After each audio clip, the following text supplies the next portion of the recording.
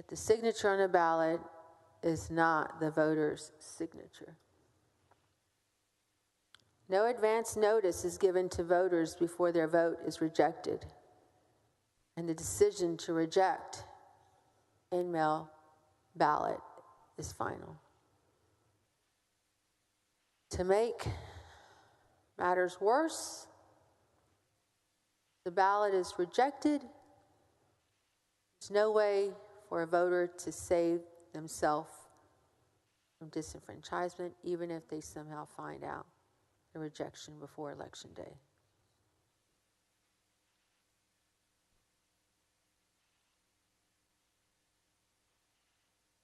So I may have just one more page. Let's just stop with the Texas Civil Rights Project and look at Angelica Razo.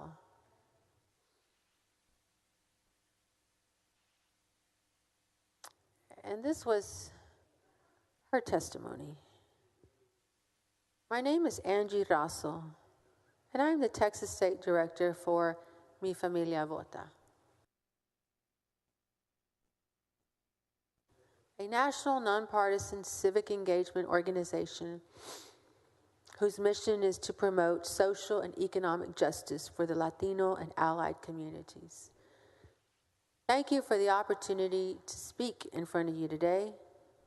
I'm here to testify against Senate Bill 1 relating to election integrity and security. More specifically, I want to expand on why banning 24-hour voting hours would impact our community. Our organization supports and empowers Latino voters to participate in our democratic process. Our community consists of newly naturalized citizens, English language learners, and young people who are participating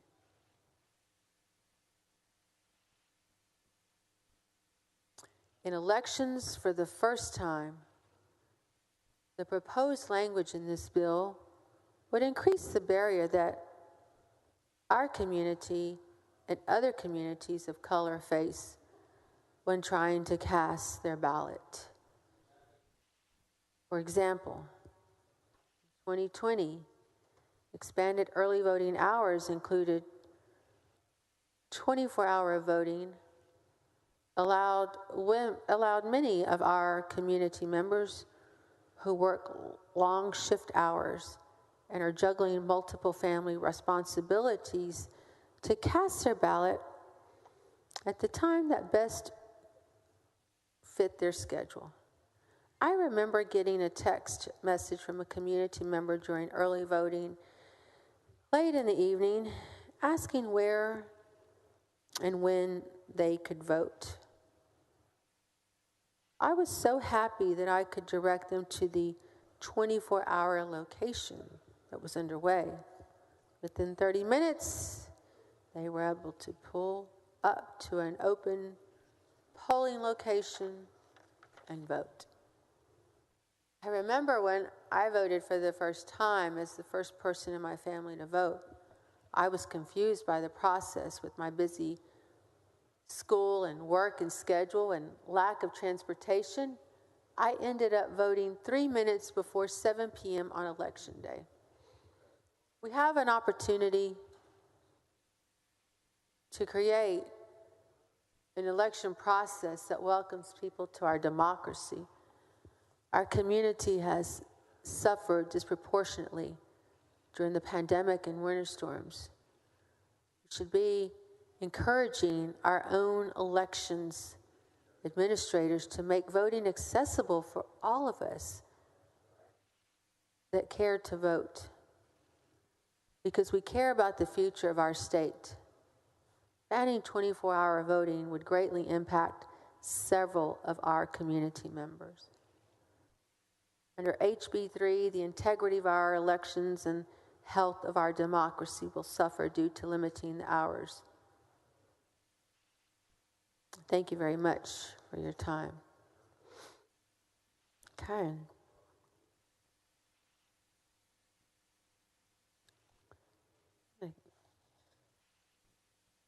So, I'm going to skip over to the back of this binder. Let's see.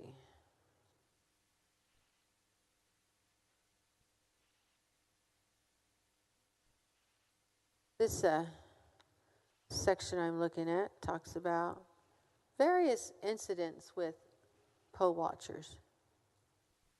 But maybe we'll go to election workers because we've said a lot about poll watchers. This is a testimony that was given from someone named Linda Ann Rodriguez from Kyle in Hayes County. My name is Linda Ann Rodriguez, and my residence is in Kyle, Hayes County. I am a voter, a precinct chair, a block walker,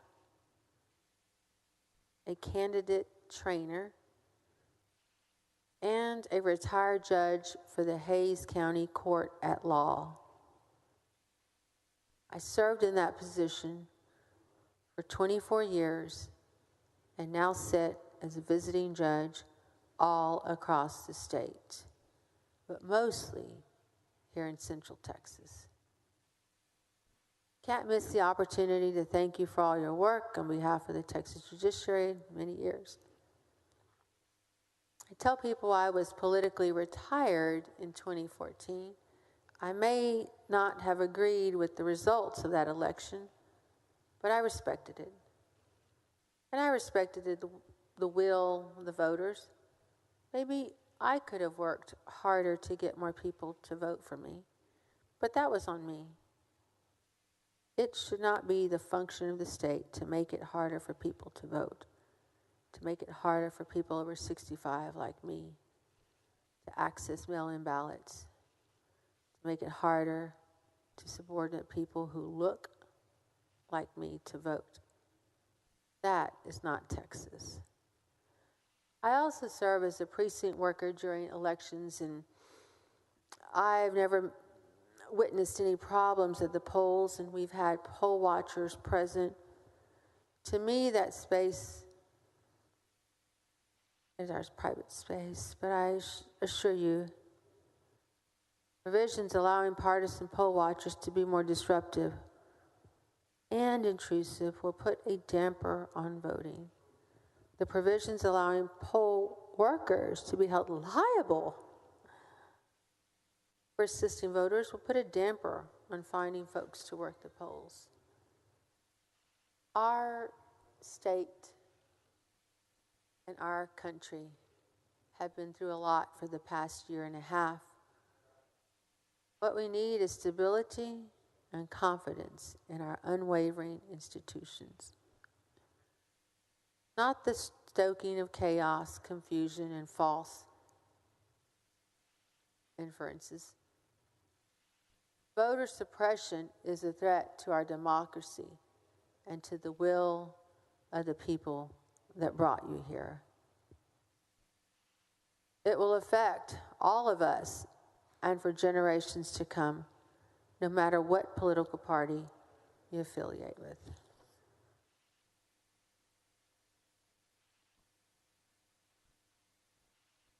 This is testimony from David Weinberg of the Brennan Center for Justice.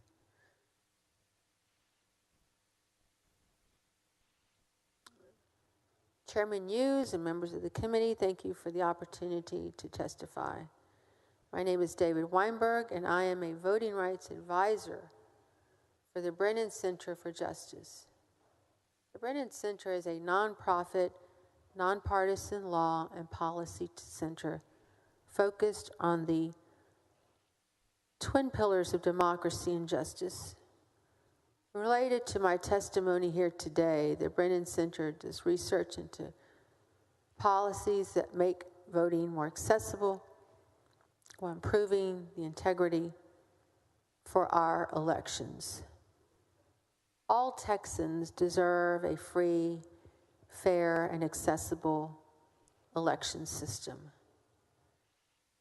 Texans registered and voted in record numbers in 2020, and they voted in an election system that was safe and secure.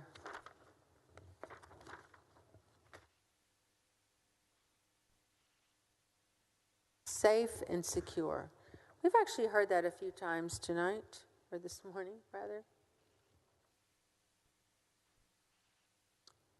And we know where that came from. That was Secretary of State at that time. The clear and present threat to Texas voters of all political affiliations is not voter fraud, but rather voter suppression. An analysis of Texas's voting laws in 2020 concluded that it's harder to cast a ballot in Texas than any other state across the country. The state severely limits those who may vote by mail, makes voters pay their postage voting by mail, and limits online voter registration. Many Texas elected officials have been saying that Texas needs an elections bill that would make it, quote, easier to vote and harder to cheat. Measures contained in this bill appear to be not a reaction to real incidences of cheating, but rather a fairly obvious reaction to and retaliation against successful efforts by local officials to make it safer for individuals to vote during a deadly pandemic, and by others to encourage voter participation. Senate Bill 1 makes voting and voter participation more arduous in a plethora of ways. Senate Bill 1 would, among other measures, ban drive-through and 24-hour voting, curb early voting. Beyond making it more difficult to vote, Senate Bill 1 would also make it more difficult for Texas judges to accommodate voters in the event of a natural disaster or pandemic by restricting their ability to modify or suspend election procedures. Senate Bill 1 is a roadmap for making it more erroneous for Texans to vote. It is a solution in search of a problem. Why haven't we heard that phrase so many times? That exists only in the harmful rhetoric of those who continue to spread misinformation about the 2020 election and other elections. So, let's see, I'm on the last page of this one testimony. Well, we encourage this committee not to pass Senate Bill 1. Let's go to the League of Women Voters. I don't believe I have talked about their testimony in this process. I am Susana Carranza, member of the League of Women Voters of Texas, testifying on behalf of the League in opposition to Senate Bill 1. I speak for many League members across Texas who are listening and concerned about their voting rights. League is a nonpartisan organization whose mission is empowering voters and defending democracy, we have 34 local leagues throughout Texas and work with thousands of volunteers who provide essential information on voter registration and voting. It's hard to vote in Texas. It takes an army of trained, dedicated election officials and volunteers to ensure that all eligible voters can exercise their right to vote. Democracy is stronger when every eligible voter has the opportunity to safely cast a vote and have it count. During the last election cycle, Texans all over the state benefited from more voting opportunities, such as expansion of early voting hours, extended hours at the polling places, and more options to return vote by mail ballots. These are the kinds of measures that Texans want. Instead, Senate Bill 1 adds to the morass of our election laws by using broad and confusing language, creating barriers to voting and adding criminal offenses. These provisions are of most concern to the League.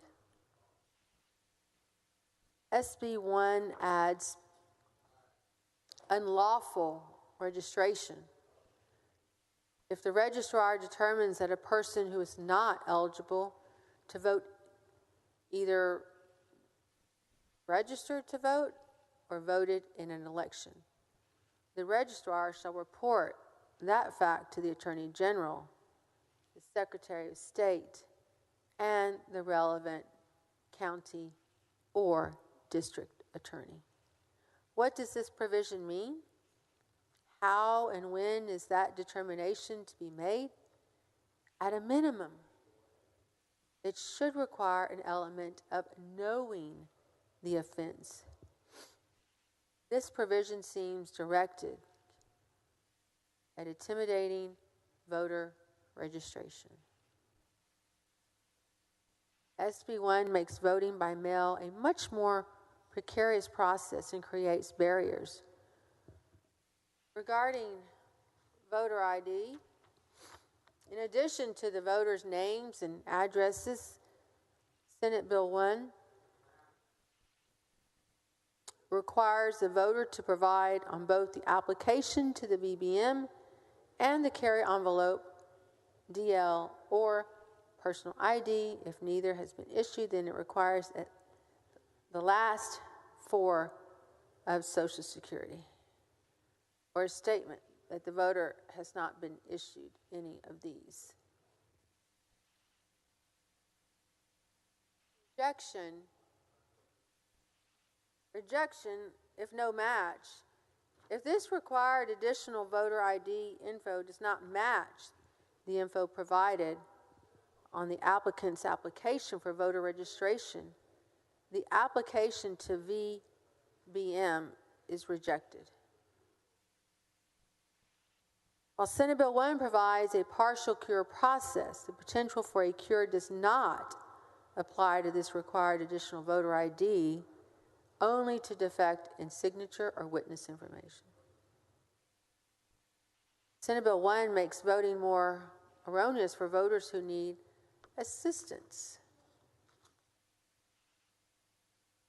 The assistant must complete a form stating name and address, relationship to the voter, and whether the assistant received or accepted any form of compensation or other benefit from a candidate, campaign, or political committee. The assistant must sign a lengthy oath that, among other things, states that they understand what if assistance is provided to a voter who is eligible for assistance. The voter's ballot may not be counted, putting the responsibility squarely on the assistant to discern if the voter is eligible to receive assistance. This provision will make people leery of assisting voters.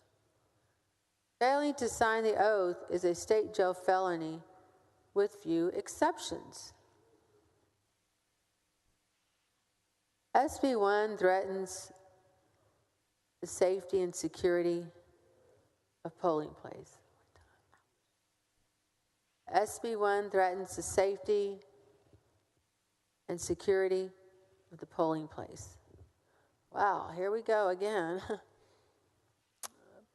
Poll watchers are given freedom to roam to observe any activity or procedure, and those who get in their way are subject to prosecution. Poll watchers should be required to complete statewide election training and affirm in their oath that they have completed all required training. Reforms of our election law should be directed at making voting simpler and safer for the voter and those who administer the elections. Elections, officials, and poll workers.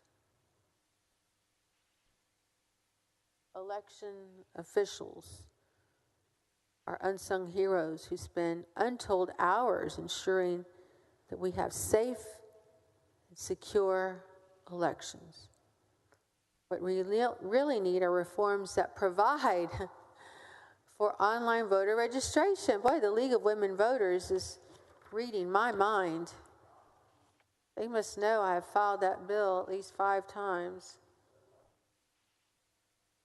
Allow and expand voting options, including extended early voting, temporary voting places, and vote by mail for all. Work with the USPS to provide realistic timeframes for VBM, ballot handling, and return procedures. Provide resources and guidelines for more sustained recruitment of poll workers.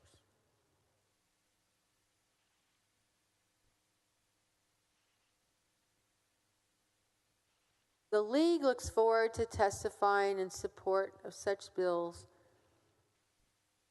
that support voters and respect our election officials.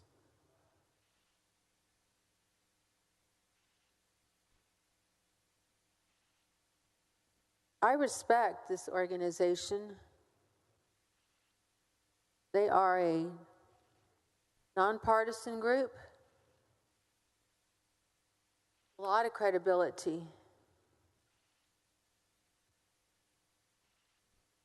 I think we should take to heart what they say in this testimony. And yes, some of it is redundant. We've talked about it.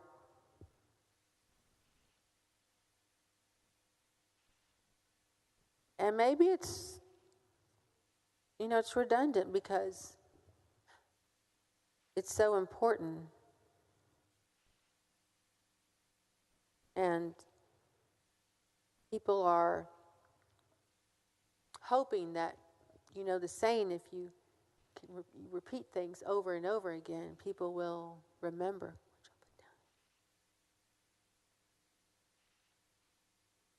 So I will now go to some testimony from the ACLU.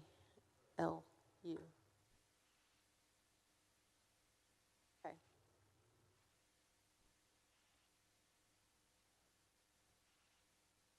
This is from Savannah Kumar, staff attorney.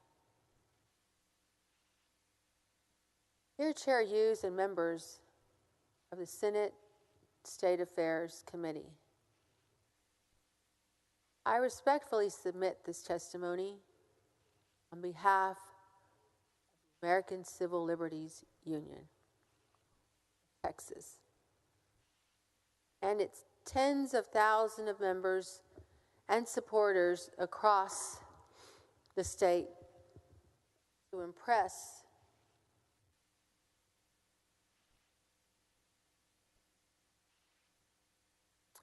to express our opposition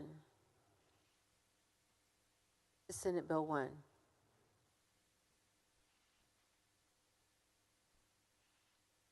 Senate Bill 1 continues to make it harder and riskier for eligible voters to cast their ballots and have their ballots counted. It will make it more difficult for dangerous voters, voters of color, with disabilities, to vote. It bans mechanisms that make voting more accessible.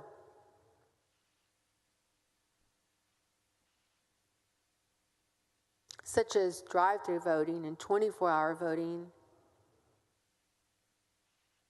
It imposes new bureaucratic rules. That's right, new bureaucratic rules that will toss out legitimate ballots if a male voter can't remember whether they used their social,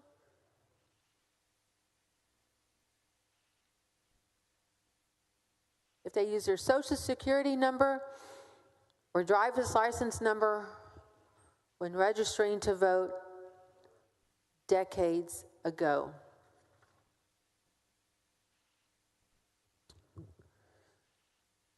And makes it more difficult for voters to receive the assistance they are entitled to receive. My written testimony will discuss in depth too severe a risk to voters if this bill is passed. And finally, we'll note the myriad other ways the bill makes voting harder and scarier. First, Senate Bill 1 makes it more difficult to help voters who need assistance to vote, making voting disproportionately more burdensome for voters with disabilities who require language assistance in order to vote. Individuals with disabilities and individuals who do not speak English proficiently are entitled to receive assistance with voting, including by the Federal Voting Rights Act of 1965, which Senator West and I talked about several hours ago. And we talked about the gentleman, larger than life person, our very own President LBJ. Coincidentally, we celebrated the anniversary of the Voting Rights Act just last week, August the 6th. And I think, especially because it was a Texan that passed the Voting Rights Act, that you have seen many Texans who want to preserve the legacy of President Lyndon Baines Johnson.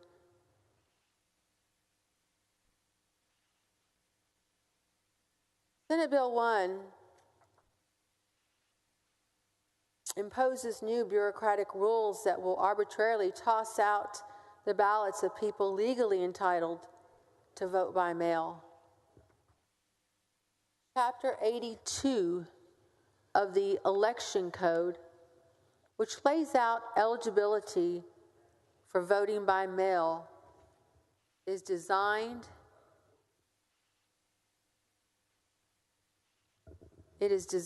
to make voting accessible for certain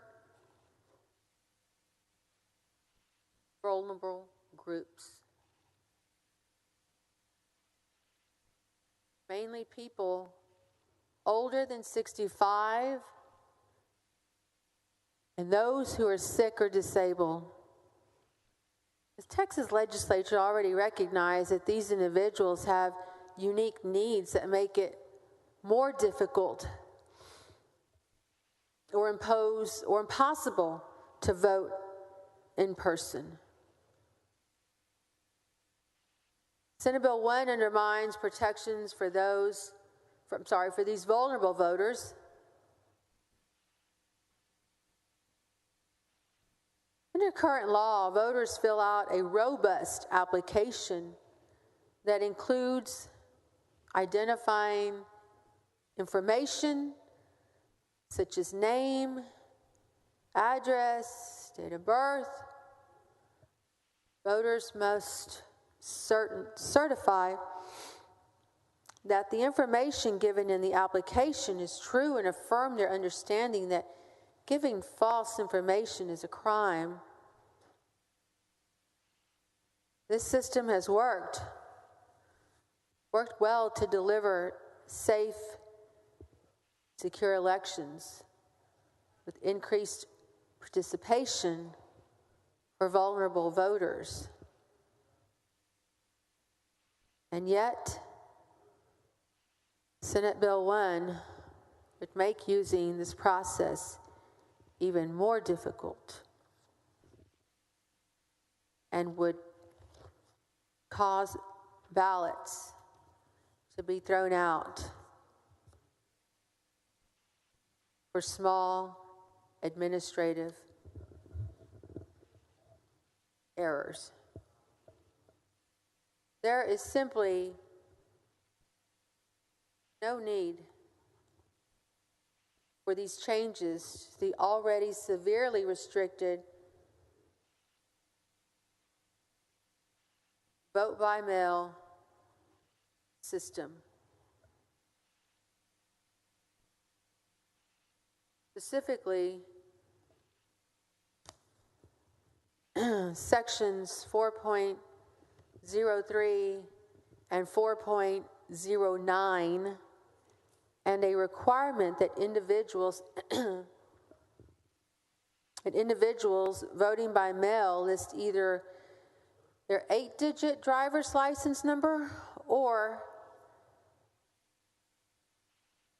if they don't have a driver's license, the last 4 digits of their social security number.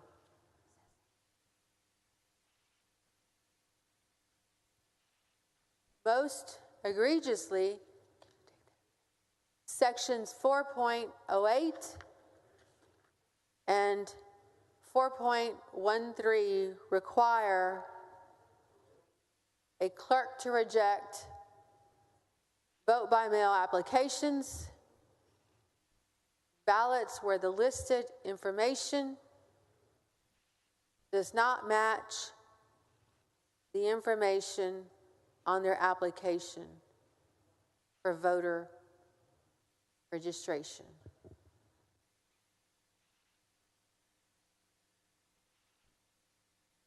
Or does not identify the same voter.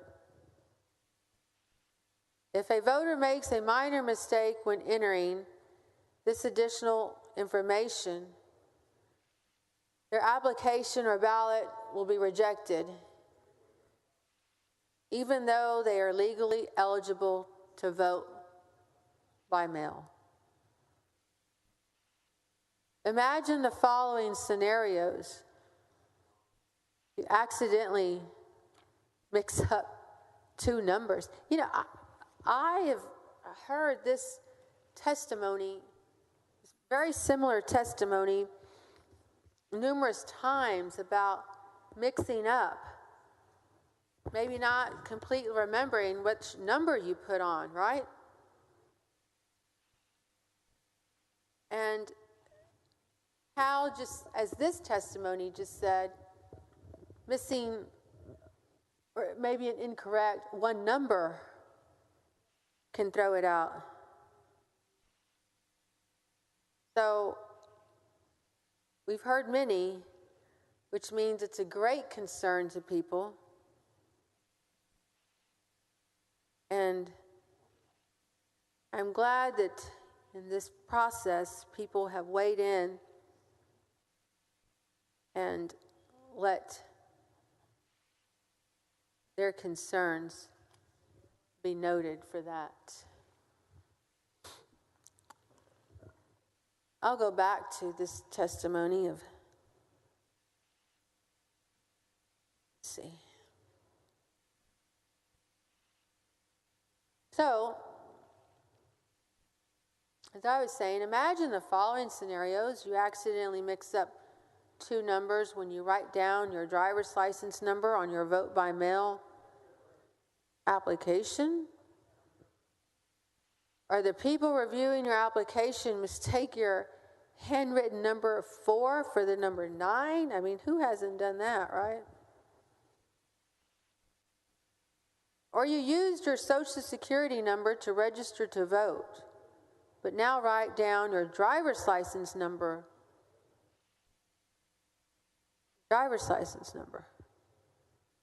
to apply to vote by mail if this bill is passed. All of these scenarios could trigger your ballot. Being rejected, denying an eligible voter the ability to have their ballot counted. Further, while Section 4.12 of Senate Bill 1 contains a provision which allows for voters who submit mail-in ballots to correct or cure. We heard a lot of discussion about that.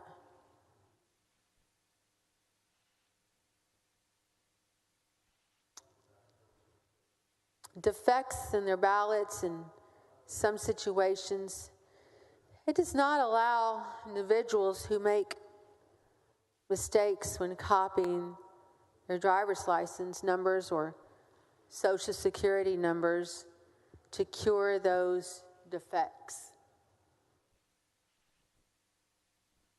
Senate Bill 1 would deny Texans the ability to exercise their fundamental right to vote, including by throwing out their ballots entirely simply because they made an administrative mistake when copying a series of numbers from one document to another.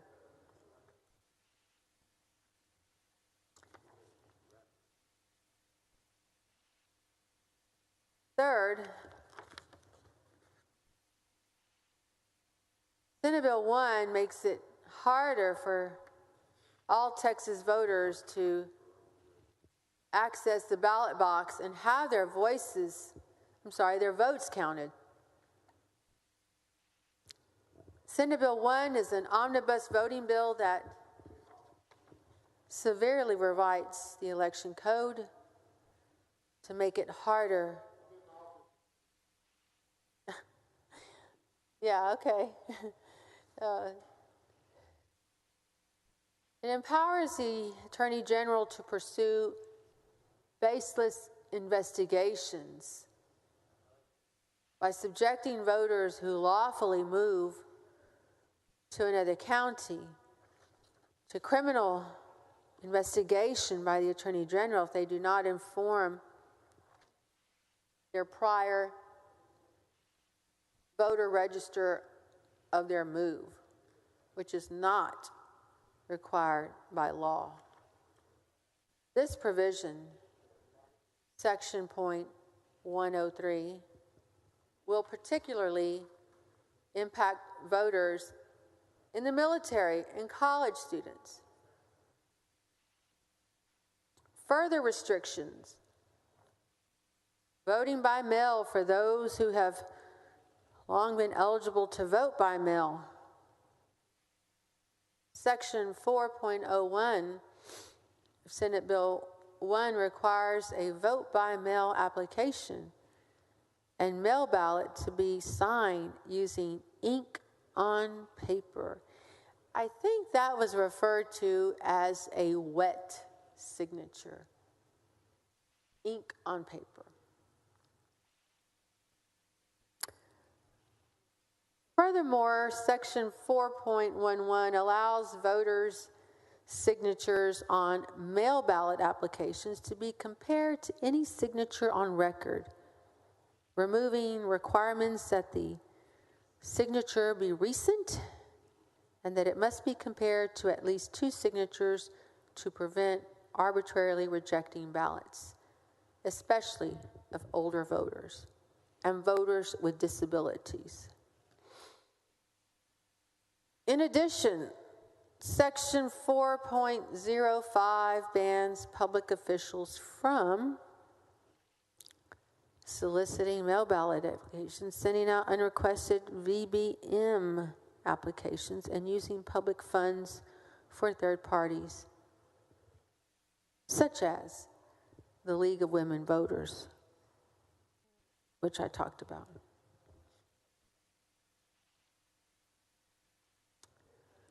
Makes voting less accessible by limiting when and where people can vote and removing county officials' discretion to set election times.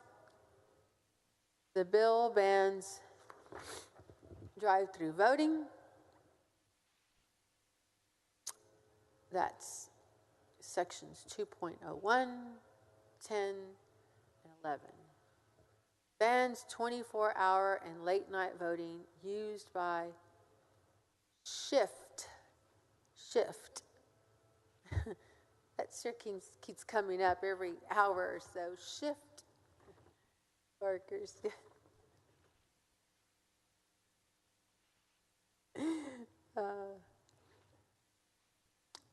Makes it more difficult for voters who need assistance to receive the assistance they are legally entitled to. Section 5.01 of the bill requires non-family members who drive 3 or more individuals to the polls to sign a new form. Section 5.03 requires anyone who assists a voter to fill out a form listing their contact information, relationship to the voter, and whether they receive any form of compensation from a candidate, campaign, or political committee. Section 5.04 enhances the oath to require an assistant to affirm under penalty of perjury that the voter represented to the assistant that the voter is eligible to receive assistance. Makes voting more dangerous by empowering poll watchers. Well, here we go yet again. Poll watchers. You know, it's no wonder that this keeps coming up. Same topic with the poll watchers, and enjoyed the conversation that I had with Dean Whitmire on this very topic. Not just today, but in prior conversations, and our concern for the provisions in the bill.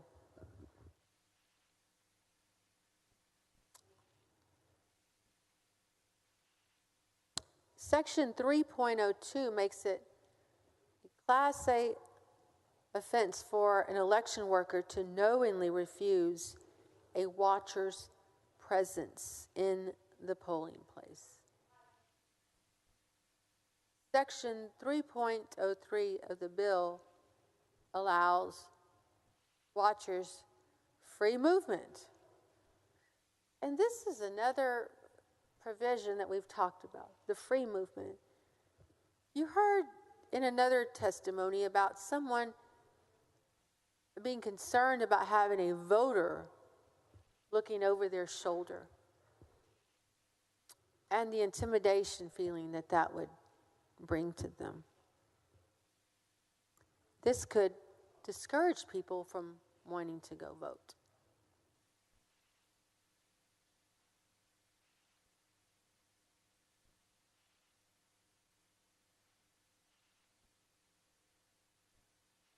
Section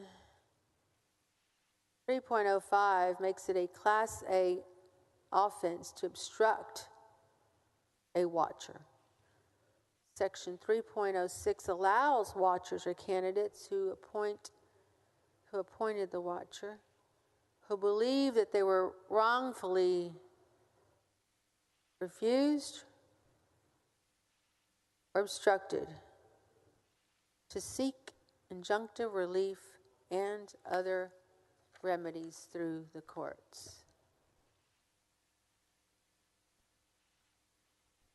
While Section 3.01 of SB 1 requires that each watcher be provided with a copy of a training manual, it does not require that the watcher read the manual or receive any training on it.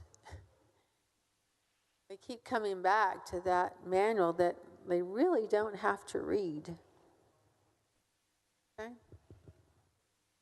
It adds vague criminal and civil offenses that subject people participating in the electoral process to harsh consequences.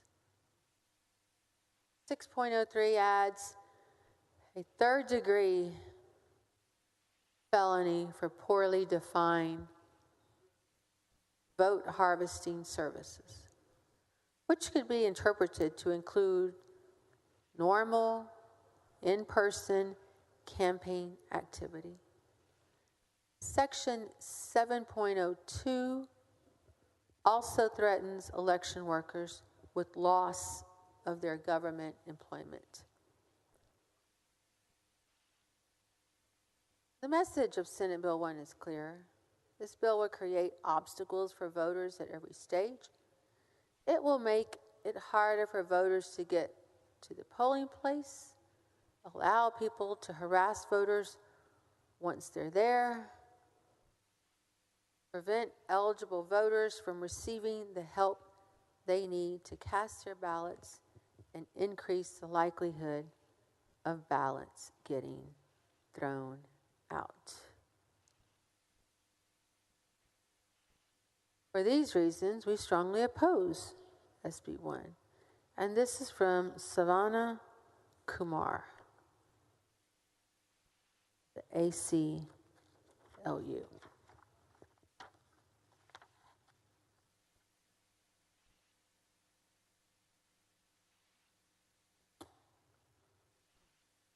Skim through this binder.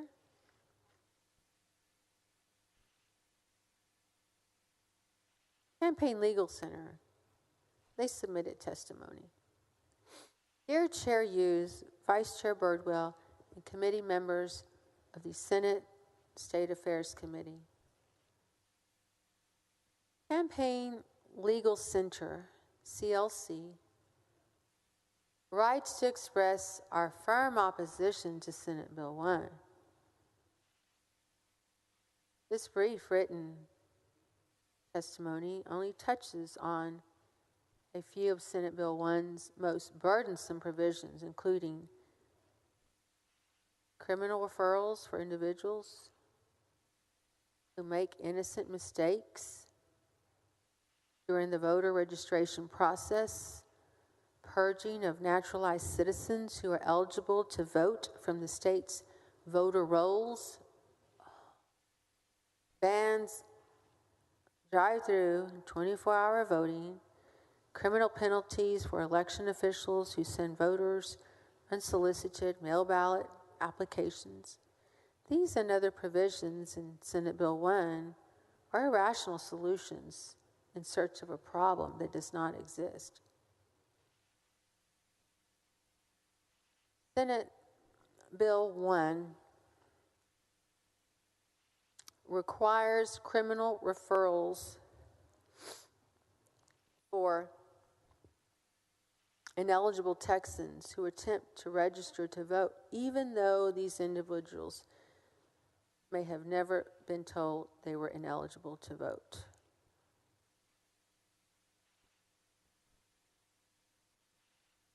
You know, we hadn't quite heard a lot about that in the bill. So I'm glad that the CLC has brought that into the discussion. Senate Bill 1 would require registrars to make a criminal referral to the Texas Attorney General, Secretary of State, and local county or district attorney when a person who is ineligible to vote merely attempts to register to vote. This is a significant, problematic expansion of Election Code 15.028 under Texas's current election law. Registrars are only required to make criminal referrals when a person who is ineligible to vote actually casts a ballot in an election. Further,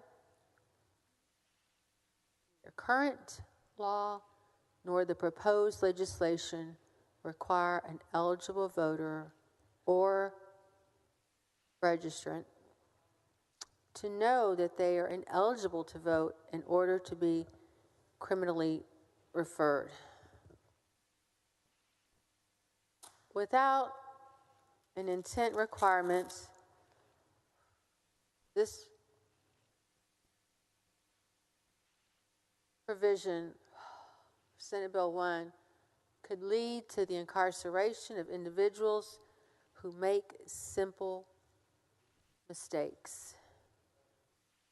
Provision is particularly harmful for individuals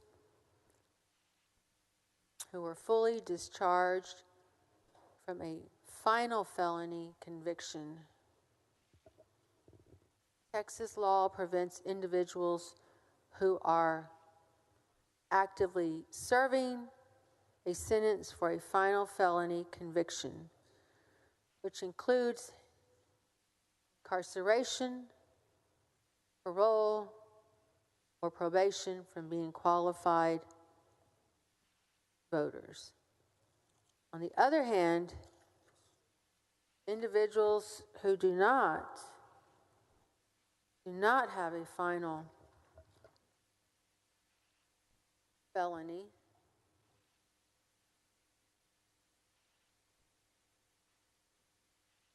conviction, which includes incarceration, parole, or probation from being qualified voters. On the other hand, individuals who do not have a final felony conviction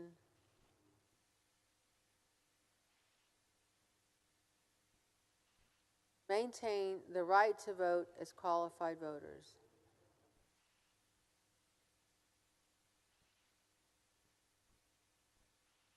These individuals include people who are convicted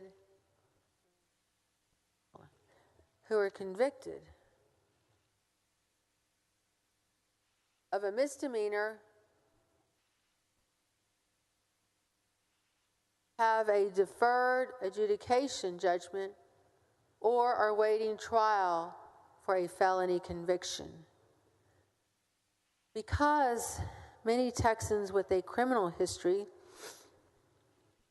do not understand the nuances of how their convictions or indictments affect their voter eligibility, many of these individuals do not know whether they are eligible or ineligible to vote.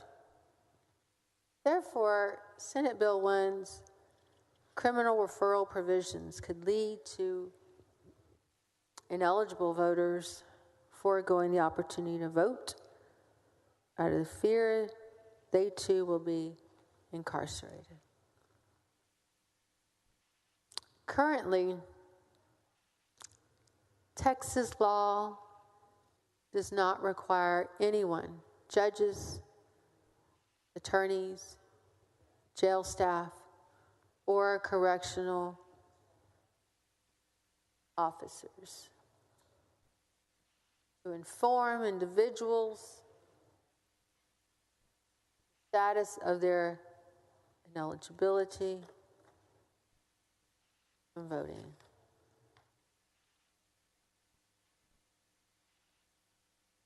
As a result, individuals who are disqualified from voting in Texas may never be told that they cannot vote. Unfortunately, they may only find out that they that they are ineligible to vote after they fill out a voter registration application and have that application rejected or have their actual ballot rejected. Although a proposed provision of the Senate Bill 1 requires courts to inform individuals convicted of a felony offense of their ineligibility to vote, Senate Bill 1 does not require retroactive notice to those Texans who have already been convicted.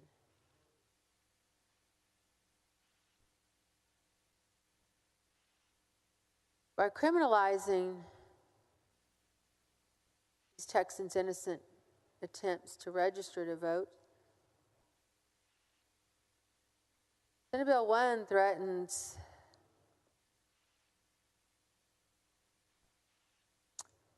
them with the penalty that many of them fear most: reincarceration.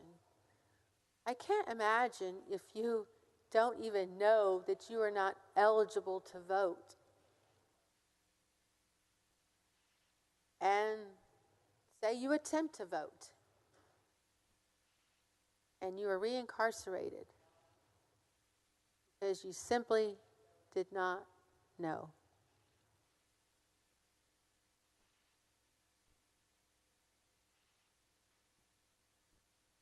Senate Bill 1 targets naturalized citizens who are registered to vote by kickstarting voter purges based on notoriously inaccurate data provided by the Texas Department of Public Safety. In addition to targeting individuals with prior criminal convictions, Senate Bill 1 also targets naturalized citizens. Senate Bill 1 requires the Secretary of State to compare voter registration,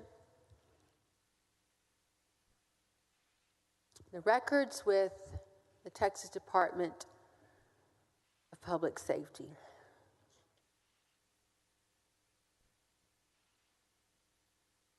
This is not the first time Texas has attempted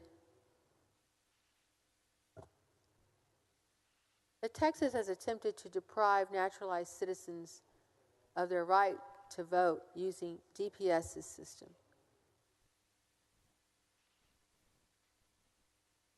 In 2019, local election administrators challenged the citizenship status of nearly 1,000 registered voters across Texas based on DPS's records at the direction of former Secretary of State David Whitley. I think we all remember that debacle. A few years ago,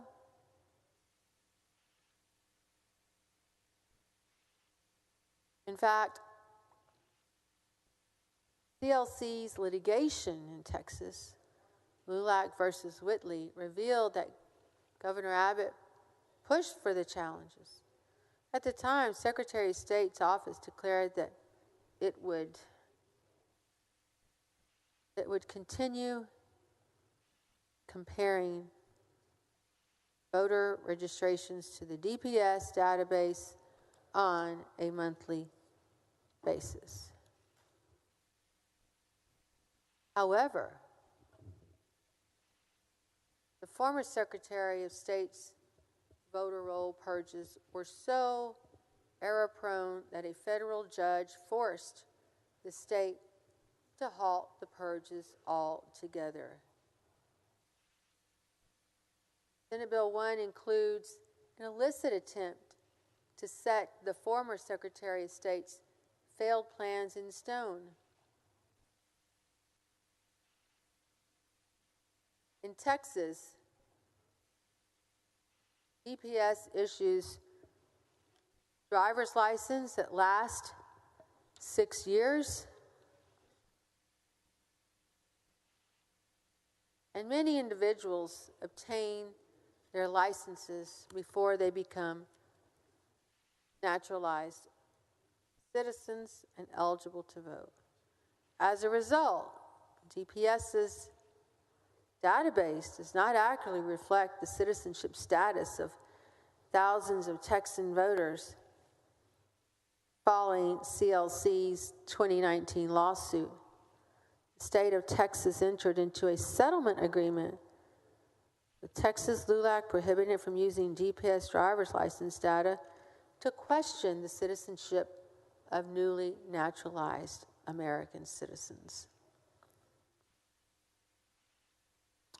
This provision in Senate Bill 1 does not increase election integrity.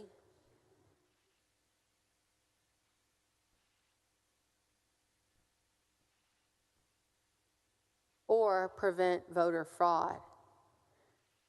It only serves to prevent naturalized, disproportionately Latino citizens from exercising their right to vote by voiding their lawful voter registration.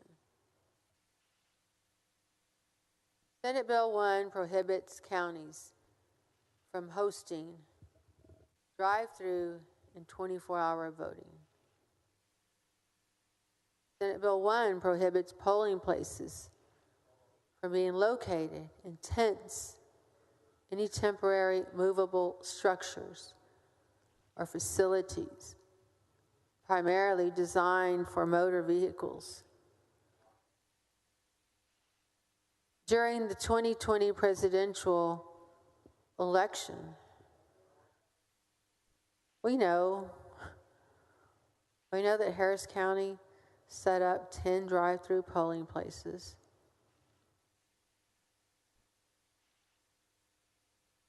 This method was wildly popular and led over 127,000 voters,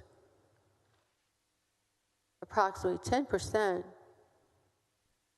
of all in-person voters in Harris County, to cast their ballots at drive-through polling places, despite the success of drive-through voting during 2020's high turnout election.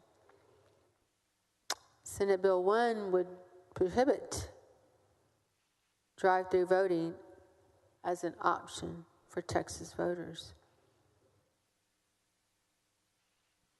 Senate Bill 1 also limits early voting, weekday hours, no earlier than 6 a.m. and no later than 9 p.m. Leading up to the 2020 presidential election, Harris County offered 8 24-hour polling locations that allowed voters to cast their ballots outside of traditional voting hours. These expanded hours were critical for voters like Silveria Sanchez, an emergency medical technician dispatcher in Houston, who was able to vote at 12:30 a.m. during a break from her overnight shift at the Texas Medical Center.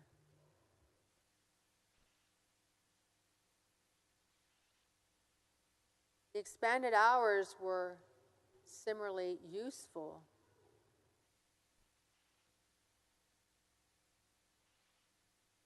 They were useful for Houston voter Felix Sylvester, a grain elevator worker on the Houston Ship Channel, whose 8 and 12-hour shifts made it otherwise impossible to cast a ballot during regular voting hours.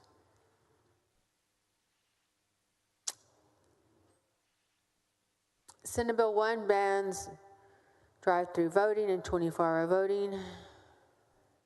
Will work in tandem to make it more difficult for blue-collar and essential workers in Texas to cast their ballots.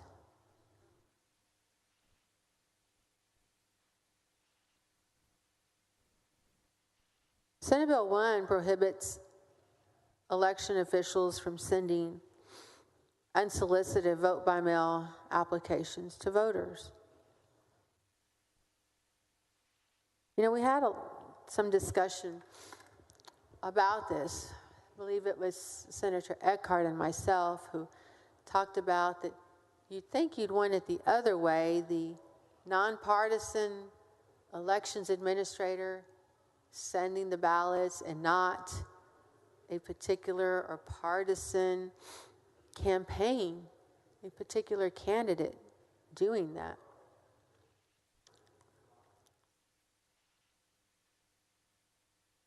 Texas unnecessarily stringent eligibility requirements for who can vote by mail ensure that a large portion of its male voters are over the age of 65 or living with disabilities.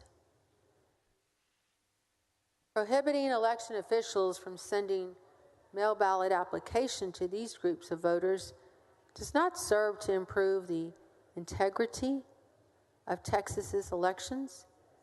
It merely serves to prevent the voters who need it most from being able to easily access mail ballot applications and vote safely, securely, conveniently by mail.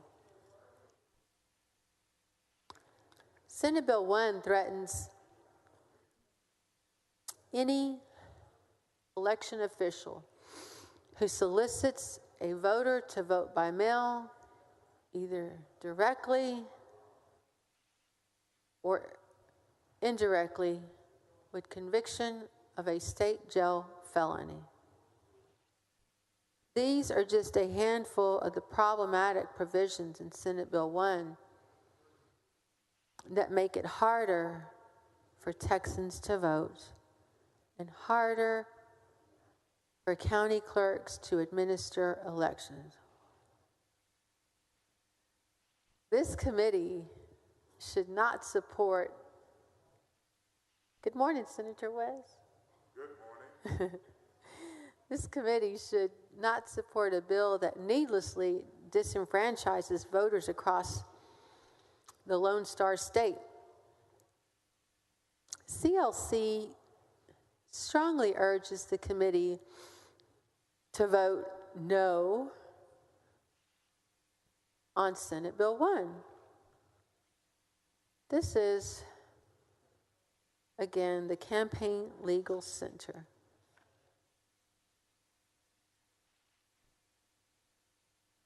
Now, go to testimony from every Texan. Every Texan appreciates the opportunity to submit testimony related to Senate Bill 1, election integrity, security. Maybe it should be insecurity. Every Texas opposes Senate Bill 1 for the following reasons. As the 87th legislative session begins its first special session on July 8th to address voting legislation that failed in the regular session. It's important for the public and the legislative members to consider the context of this proposal. Electoral reform proposals do not happen in a vacuum. There is history in Texas of using false allegations of voter fraud or election integrity as a proxy for voter suppression. So much that for years, Texans had to get prior approval from the U.S. Department of Justice for any electoral change according to Section 5 of the Voting Rights Act. As the demographic makeup of the state has evolved, voter discrimination efforts have intensified. Texas is home to the second largest Latino population. Senator West, I was talking about you earlier. I was talking about the exchange that you and I had about the Voting Rights Act and our great president right here. And people like you and I, Senator Blanco, are making sure we do everything to continue the legacy. And of course, with your Barbara Jordan Fairness Act, we are continuing their legacy. And these were Texas giants. Maybe one day in the history books, they will look and see what we were doing when it came to defending our democracy. Yes, I think we're going to put your picture over there. But, yeah, maybe. Okay. So, anyway, I just wanted to share that with you, that I was regressing a little bit and talking about you, but it was all good.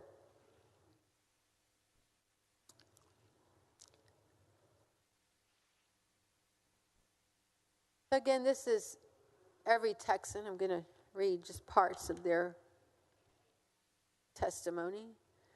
As the demographic makeup of the state has evolved, voter discrimination efforts have intensified. Texas is home to the second largest Latino population in the United States, and demographic projections show that by 2040, Latinos will constitute the majority of citizens in the state. Texas also has a Black population of more than 2 million and a consistently growing Asian American population. This makes Texas an ethnic minority majority state in total population, but not in voting strength. The increasing number of racial and ethnic groups in Texas highlights the need to vigilantly protect the voice and electoral rights of the state's Latino, Black, and Asian American electorate.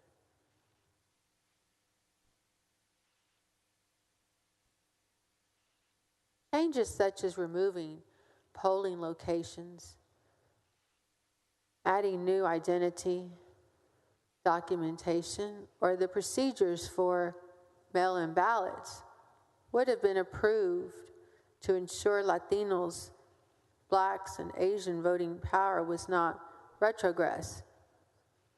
But it was considered to be the heart of the Voting Rights Act. Senator West, we were just talking about that again. Because it stopped voter discrimination before it happened and placed the burden on the state to prove that electoral changes on the state or local level would not put Latino, Black, or Asian voters in a worse position in terms of electoral power. Yes, Senator Whitmire, what purpose? Would the senator yield? You yield? I absolutely yield to Dean Whitmire. Thank you, Mr. President, for the opportunity to ask a couple of questions that I think we really need to clarify, Senator Alvarado. First of all, I appreciate the opportunity to ask you questions and give you an opportunity to respond. I think we need to clear up the Harris County process that this bill will prevent going forward. As you and I have discussed previously, I think you and I first got involved in a campaign in '92. I think you were a U of H student. I was running for re-election to the Senate. That's correct. And quite frankly, we bonded politically and personally. And I'm only going back in history to discuss what the process was then, how it's evolved. And would you agree with me that when you were a U of H student running for precinct judge in your community in 1992, I was running for re-election after 10 years in the Senate, previously 10 in the House, that we probably thought that the process was working, transparent, fair. Certainly, we didn't have any objections, nor the people we were representing. Would you agree the '92 election process, and I was in you, Yeah. both were in very heated, competitive election judge primary and a Senate primary? Absolutely. I remember it like it was yesterday. Boy, me too. So we thought things were good. We had very competitive races against very aggressive opponents that would have probably tried anything to beat you as a precinct judge candidate and me for re-election. Yes, we had some common interest. Yeah, we certainly did. We were against the same machine. Yeah. And it's worth noting that the first line of defense against any fraudulent, improper election practices were going to be you and me as candidates, because we were certainly watching other candidates' efforts to defeat you and I in 1992. Correct. So they weren't successful, and we had, as best we can determine, very honorable, clean, trustworthy campaigns. Now let's travel. How long ago has that been? I've been in the Senate 48 after. That's 28 years ago. 28 years ago. In the meantime, I've remained in the Senate. You have served in council through those citywide. You run citywide or a district? I believe district, I guess. It was district. But you represented your community, competitive races. I have had other campaigns for the Senate. And there again, each and every campaign, we have been very observant of the process, found it to work well. People had access to the polls without interference, without any attempt to interfere. So going back in time, that process continued to work. Did you, as a council member, ever, and I as a senator can say, I've never had anyone complain about how elections were conducted, except sometime maybe have to wait in line to vote. But have you had any real questions brought to you while you were an elected council member about any election process that could be tainted or fraudulent or crooked? I mean, I'm asking you to go back in this early morning, back in time. In fact, I guess it would be easier to ask you, when's the first time someone started complaining to you, or you would hear objections to elections maybe being fraudulent? Did you ever hear it while you were in city government? No, I never heard of anything that was fraudulent. Yeah. Now, we obviously had, back in those days, polling hours set out. In fact, if you recall, one of the complaints I received in recent years was early voting that first week would shut down at 4 o'clock in the afternoon. Familiar with that complaint? Yes. Yes. Why in the world would the county administration, county clerk, commissioner's court allow, if you want open elections, encouraging people to vote, why would they close at 4 o'clock in the afternoon in a city like Houston that has so many? I'm not advised. Well, I'm advised that, in my judgment, it was one of the first appearances of voter suppression. You're going to have early voting, and it's going to stop when most folks, hourly wage earners, get off at 5, or you might even include school teachers that have to stay at school later than 4. Why in the world would you stop at 4? Well, I think your answer was Sure. Was I think it's to discourage people, make it more difficult. But back to our election history, your own council, no complaints. You had the opportunity to then be a state representative. Did you ever hear any complaints about the voting process while you were a state representative? How long were you in the House? 10 years, just like you. 10 years? Wow, time flies. You were in the House 10 years. Recall a citizen complaint? Never. Local official complaint? No, people were calling about dead dogs and getting their trash picked up. No, that's when stuff you're about to find out about.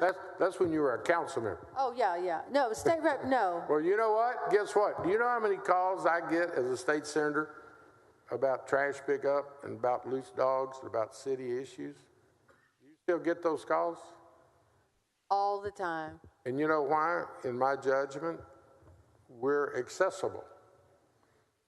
I get probably during the interim as many calls about city, county, and a fair amount of federal calls because I'm in the community, got a district office you can walk into, and I'm certain you experience the same thing.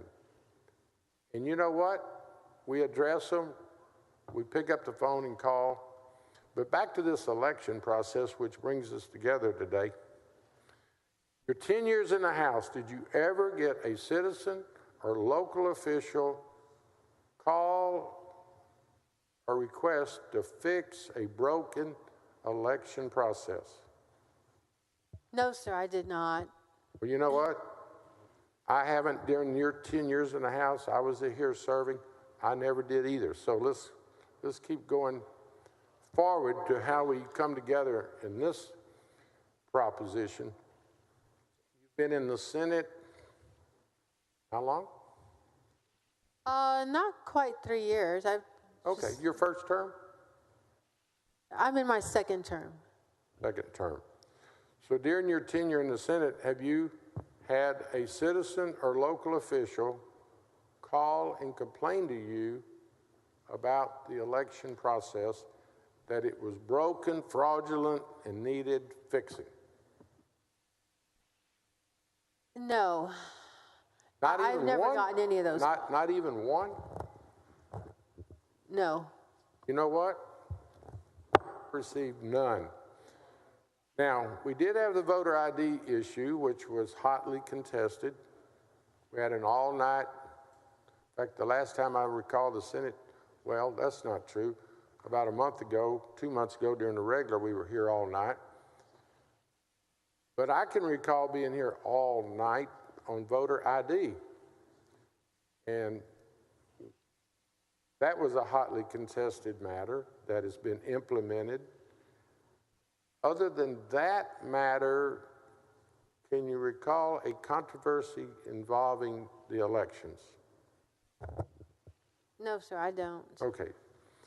So when, in your judgment, did it become a relevant issue to take up in the eyes of the proponents? When do you, now Senator Hughes does a fine job of defending his, bringing us forward in that previous session for that, he correctly states that he's brought election bills before us. But when's the first time you heard the allegation that campaigns or elections could be fraudulent? Well, I'd say it was sometime after the 2020 election. Yeah, would you not believe it's your recollection, and could we agree that it was probably the November 2020 even presidential election? That's accurate. So that presidential election by then President Trump said it was going to be a fraudulent election. He actually has stated publicly he believes it was stolen. So we came into session in January. Was it your expectation that we would have a complete redo or a proposed election bill, which brings us to this morning in July? Were you expecting the session to be dominated? Of course, we had other major issues like COVID, which, to I think most of our surprises, we conducted a successful session under those COVID conditions.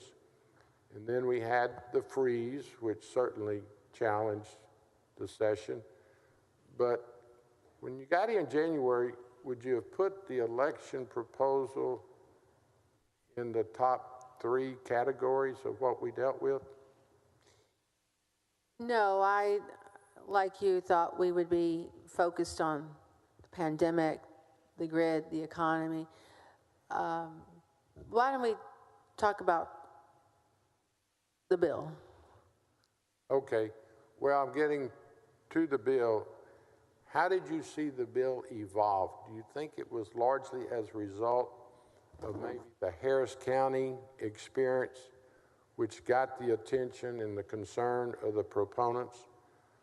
Is it your judgment that certainly coming out of the Harris County new measures, which the proponents will emphasize are not permitted in the election code, do you think that probably triggered as much debate as anything? I would agree with your assessment on that, Dean.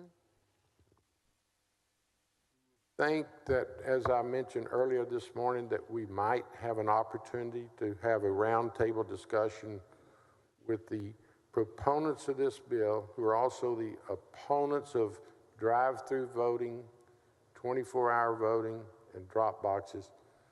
Do you think it would be positive after this bill, ultimately, because of the makeup of the body, will pass, that we request an opportunity to meet with the colleagues across the aisle to work on maybe further election law review that would maybe hopefully have a better understanding of why Harris County went with those measures, and that in fact they actually worked, and maybe other communities might want to consider a version of the Harris County measure? Think that would be positive? I think it would be positive moving forward, and this has been a very contentious issue, a very partisan issue, and I know this body takes great pride in trying to work across the aisle. I think it would help to maybe hit the reset button as far as this body goes and try to find some common ground. Well, thank you. Let me thank you for your public service, your courageous strength and passion that you've showed all night. I will yield the floor to you, but I hope your mission, as you represent your district and the state, will include the opportunity to say there are honest disagreements in the legislature, and that we all represent the state of Texas in our individual districts, and we need to sit down and try to agree without being disagree without being disagreeable, and that we might can find some common measures that would assist people in having even greater access to the polls. I thank you, Dean, for your comments and your question. You talked about that earlier in the evening, and I think it's a very reasonable suggestion going forward. One real point of contention that you and I have had with this bill is the provisions on the poll watchers. And as you know, when we started this discussion at 6 o'clock yesterday evening, we asked people to send their stories. And I can't tell you how many I got. People commenting on poll watchers as we were talking about it through the evening. So I think tonight served a purpose that I set out, which was to shine the light, put the brakes on. And some of us, I mean, we went through the bill page by page, pretty much line by line and almost word for word. And it was a nice refresher of what was in the bill. So I think that your request is definitely in order, and I look forward to being a part of that. I want to just get close to finishing this testimony here. I believe this one was, this was the Every Texan. Okay. Since 1982, there have been at least 30 successful Section 5 enforcement actions in which the Department of Justice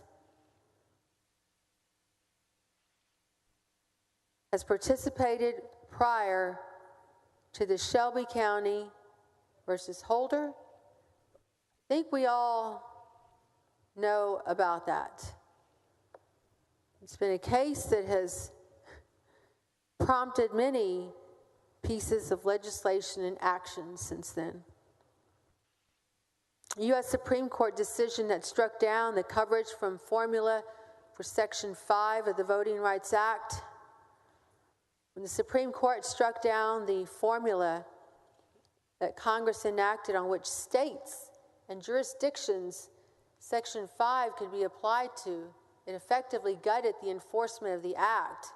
Without Section 5 protection, Texas officials are free to discriminate and enact voting changes that will reduce the voting power of ethnic and racial minorities until these communities bring a lawsuit and prove the discrimination often after the impact. Good morning, Senator Eckhart. Good seeing you not so long ago. And, this goes right into kind of what we've been talking about throughout the night. Texas continuously being in the courts when it comes to voting rights and, of course, redistricting and issues like that. With or without Section 5, local county election officials are on the front lines to make sure voting is secure and accessible to all. Traditionally, county election officials are given a fair amount of leeway to implement and conduct elections with guidance from the Secretary of State. And even with Section 5, Texas consistently ranks at the bottom in turnout, usually around the 11th from the bottom of all states. During the pandemic, counties like Harris, Bexar, and Travis attempted to make voting safer by instituting more mobile voting sites, drive-through voting procedures, expanded hours for polling locations, and mail-in ballot access for eligible voters. These procedures did not alter any state law requirements. In fact, Secretary of State Ruth Hughes confirmed that Texas had a smooth and secure election in 2020. Those were her words. So, passing legislation in this manner diminishes the faith of the electorate in the voting process and contributes to the false narrative that elections are rigged. In the end, the institution of democracy itself is diminished. This can have lasting impacts. Youth who reported having been either encouraged to vote or taught how to register to vote in high school are more likely to vote and participate in other civic activities. For so many of these reasons, every Texan respectfully asked members of the committee to vote Senate Bill 1. That was their testimony. I'm going to move away from the witness testimony in committee.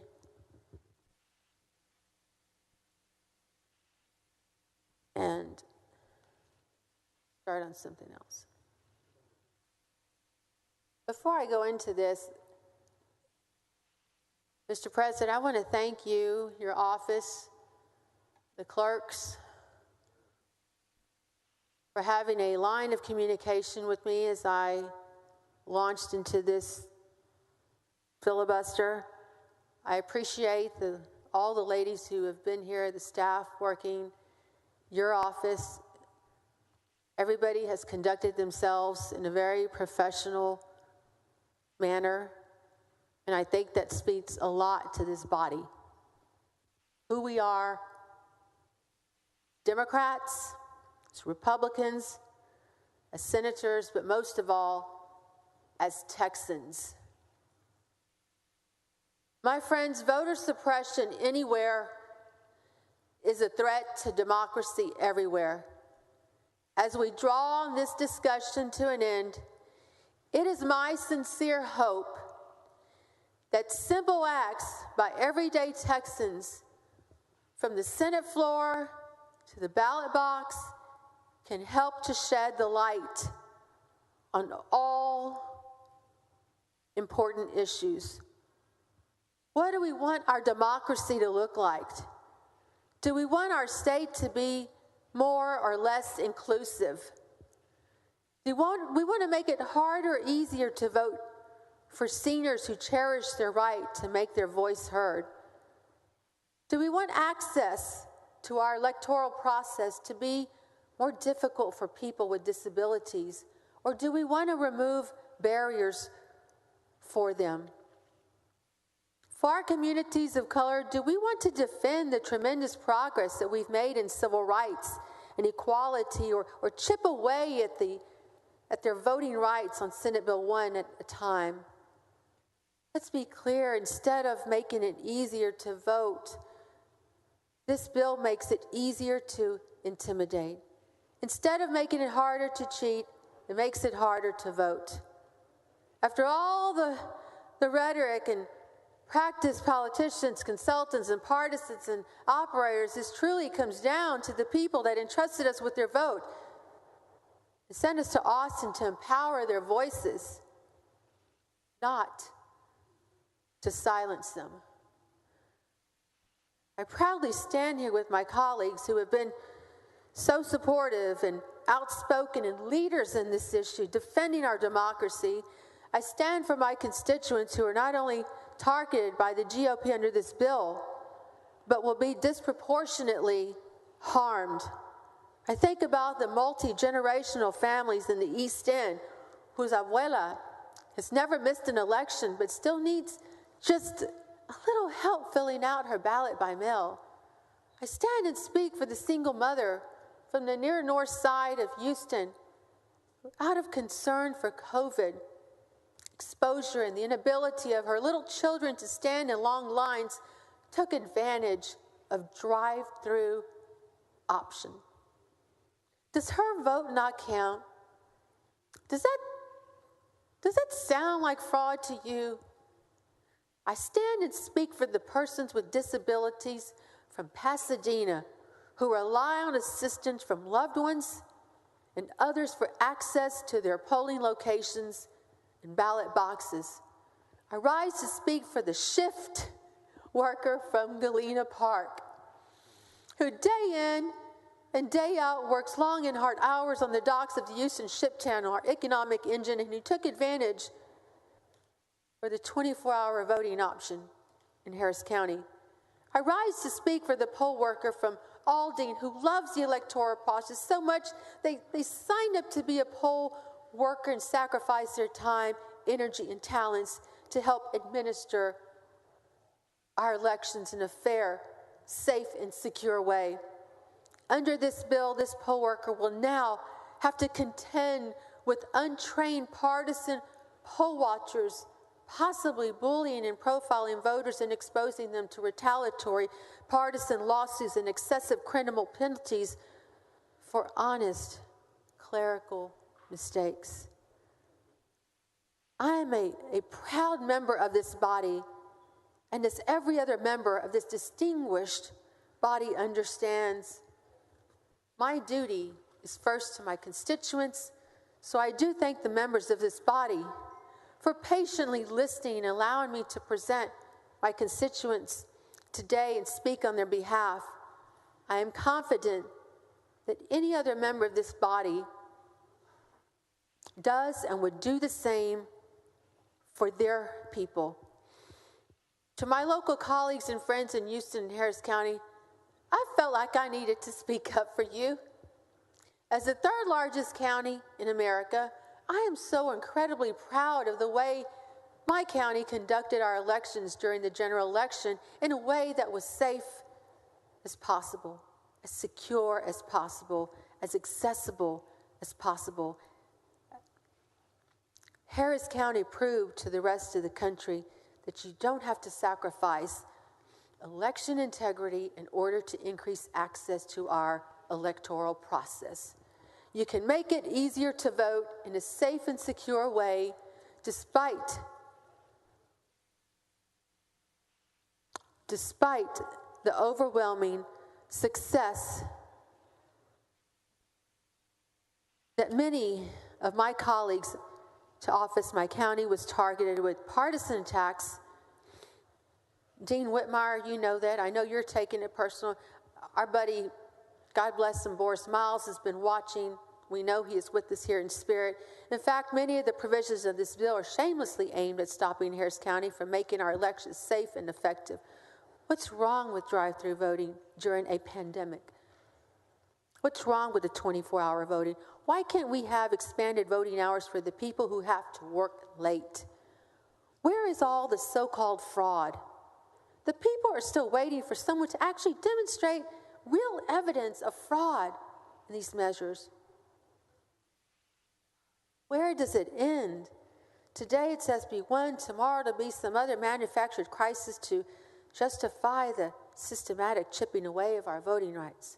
And little by little, every session, we just keep chipping away until one day we wake up and realize our democracy is unrecognizable. I gaze at the portrait, Senator West, you and I have been talking about quite a bit. The true Texas giant, our president, Lyndon Baines Johnson. I'm reminded of his words on the day in 1965 when he signed the Voting Rights Act, and when he said, "The vote is the most powerful instrument ever devised by man for breaking down injustice and destroying the terrible walls which imprison men because they are different from other men." It is on his legacy that Texas Democrats in both chambers draw the line in the sand and say unapologetically and in one accord, for the world to hear that voter suppression anywhere is a threat to democracy everywhere. Thank you. Gratefully, thank you, Mr. President and members. Thank you.